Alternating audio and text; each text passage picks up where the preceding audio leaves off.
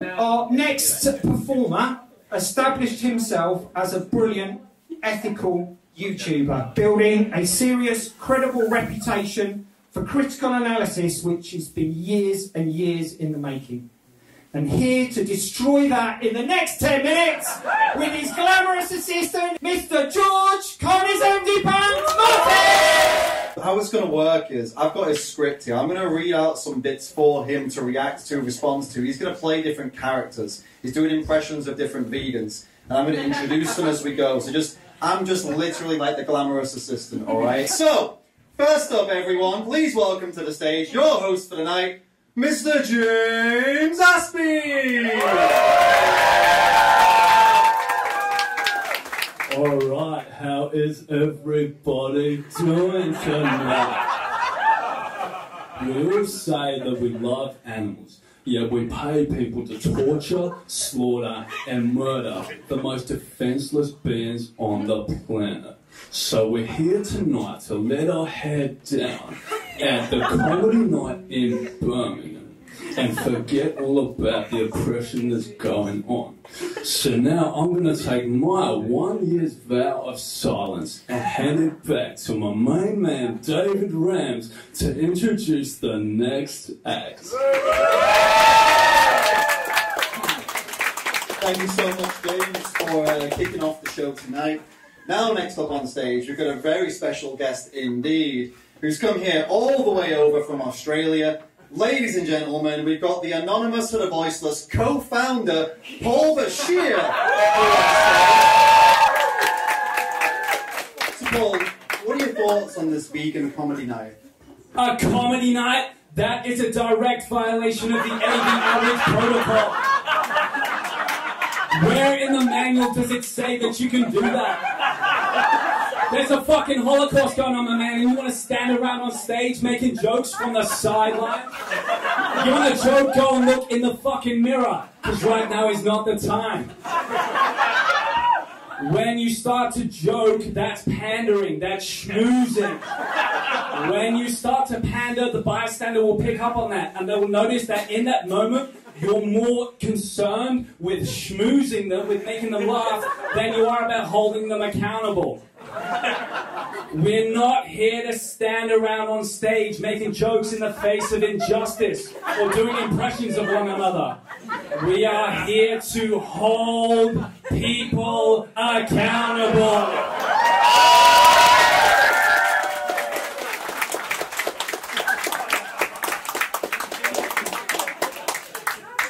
That's great, thanks, Paul.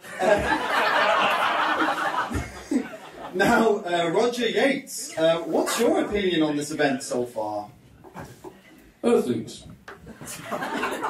What's all this about a comedy night happening in Birmingham? I mean, I've been an activist in this movement since the 1970s now. And, you know, back then we didn't have all these activists, you know, standing around on stage and hosting comedy nights. Now you've got these grifters, these careerists, you know, like Rams,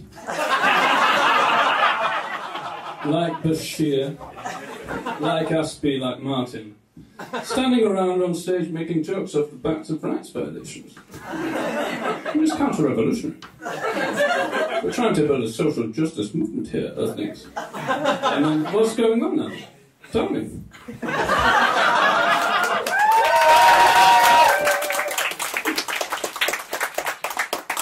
Clap like this, I feel like I look like a fucking numpty. Alright, thanks for that, Roger. Now we're going to pass the mic over to your good friend, the ALF founder himself, Ronnie Lee. Ronnie, do you agree with Roger here? Well, when we look at the use of humour in the movement, we have to think about the type of role that humour can play.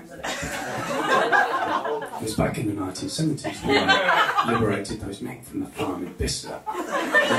Humour did play a role. You know, we were called the Bicester 2 at the time. And we had this camaraderie as an activist group. So we have to think about the role that humour can play in the movement if we want to, you know, have an effective movement. Thank you, Ronnie. And speaking of Bicester, we've got a special guest here in the building tonight with us, guys. Now, who here went to the vegan camp out in Bicester this year? Well, that's amazing because we've got none other than the vegan camp out founder, Jordan Martin, here with us tonight. Everyone, please welcome Jordan to the stage. This is Jordan, not this one here. This is Jordan. This is so meta, it's fucking weird. Yeah, hi everyone. Give me a hat! Give him the hat.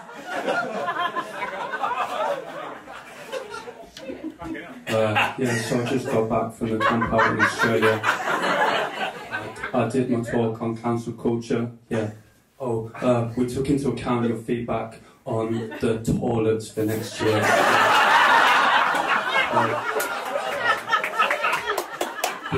We are going to have more toilets, and we worked out that it will result in approximately 2.4 seconds less queuing time. Yeah, more toilets at the camp. Oh, P.S. Cancel culture kills.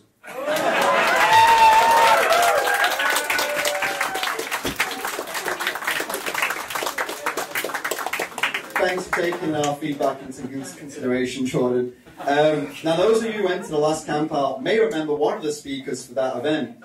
Well, we've actually got him in the building here with us tonight. Ladies and gentlemen, what if I was to tell you that we've got with us, right here on the stage, Humane Hancock? So, Humane Hancock, what is it that we need to be talking about as a movement right now? Yes, right now we need to be talking about wild animal suffering. Right now there is an anteater being slowly eaten alive by a pack of ants. Over the course of 6 weeks, this anteater will be eaten one by 6 trillion ants in the colony. I call it the vegan blind spot. Oh, P.S. Please click on the recent clickbait title of my video, which will infer that I've been assaulted during an outreach conversation with a spicy title such as Muslim elder strikes vegan during the debate. But then you click and open it, and what happens is he actually taps me on the arm. Thank you.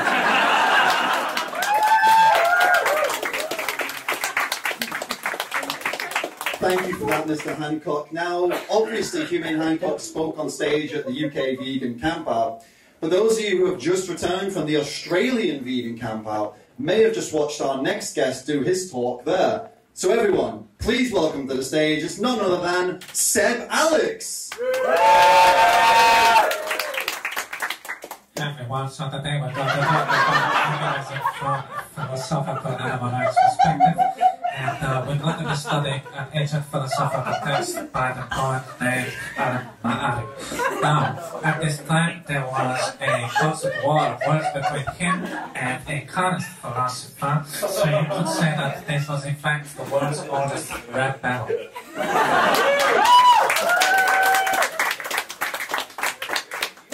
Now, speaking of philosophy, there's a philosophical tool known as Name the Trait that's causing a lot of conversation within vegan circles right now.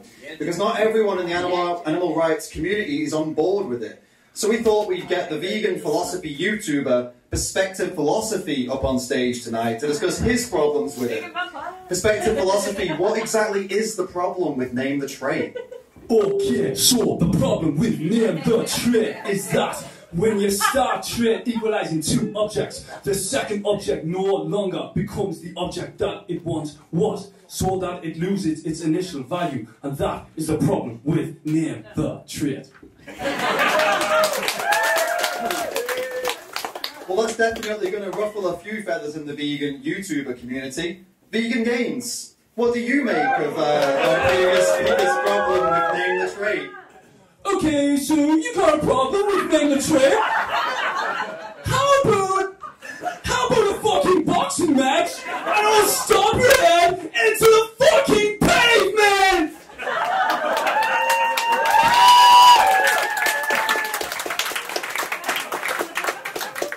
Thanks for that, Richard. Now, on to our next guest. He's been doing a great outreach on the streets of Belfast recently. It's Mr. Cliff Grant.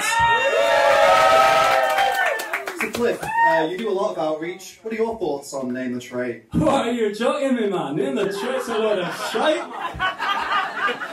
How are you going to convert people to doing street activism with Name the Trait? You gotta hit them in the heart, man. Like when you're still drinking baby cow's milk as an adult, man. What are you now? A plant rights activist? You're an animal too.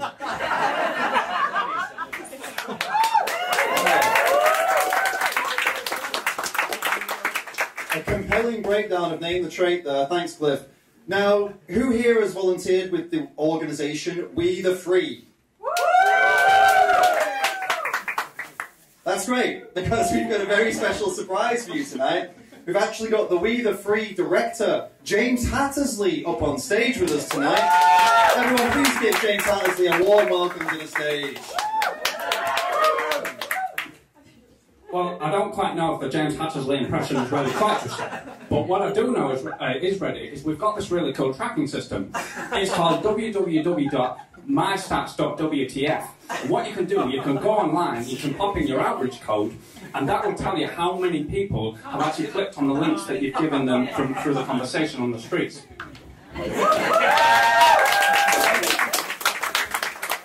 That's great. Thanks, James, for telling us about this tool you're using. So, Paul Bashir, just coming back to you now, Paul. What do you make of this tracking system idea as someone who runs a street outreach organisation yourself? A tracking system? What are you going to do? You're going to follow them home? You're going to sneak into their front yard in the middle of the night and put a fucking tracker under their car?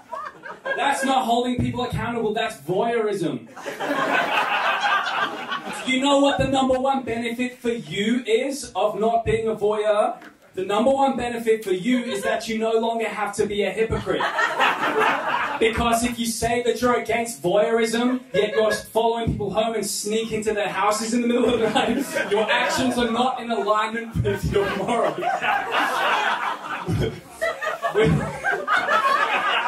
We're not here to sneak into people's houses in the middle of the night or follow them home and knock on the door while they're trying to go to sleep and sneak into the room. We are here to, everybody, hold people accountable.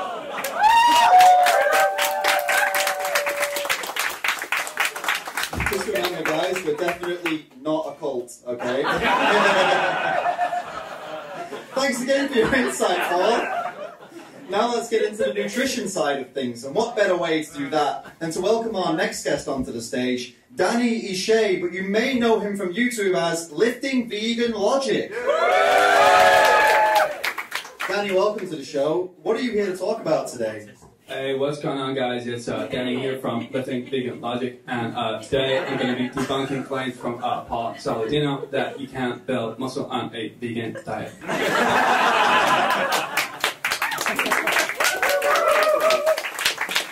Now, many of you may not know that Birmingham, where we are right now, is actually somewhat of a spiritual home for veganism.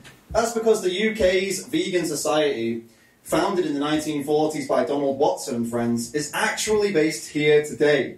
Woo! Dr. Michael Greger, we're often told that vegans live longer lifespans than non-vegans.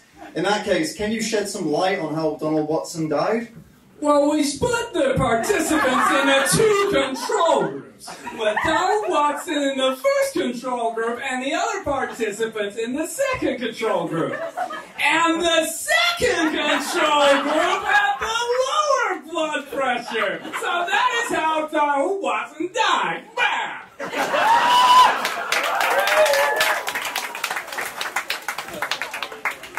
Thanks, Dr. Greger, bringing us the interesting insights, as always. Now, Roger Yates, just coming back to you again. Donald Watson is someone you mention a lot in your YouTube videos, and is often acknowledged as an incredibly important figure in our movement by yourself. What do you make of his unfortunate death? Things. What's all this about Donald Watson dying? Just come across this article from, 2005. Which seems to infer that Donald Watson, turned his back on the movement and ran from the fight. This is counter-revolutionary. We're trying to build a social justice movement here. But you've got these, activists like Watson, like Yorovsky, quitting on the animals at a time when they're facing rights violations. I mean, what's going on here? I think something else.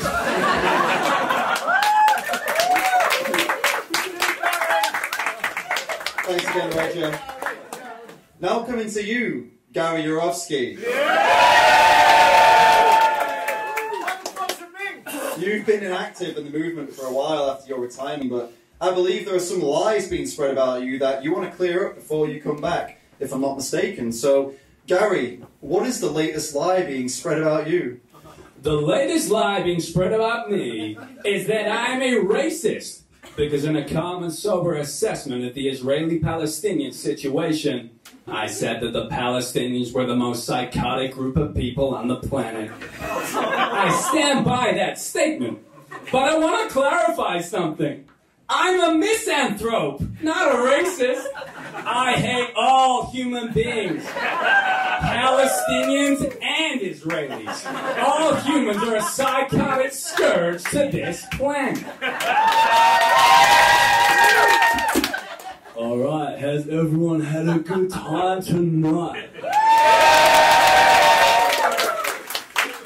Alright, well, thank you for coming tonight. I'm gonna go hit a blunt and fly back to Brazil. Peace out.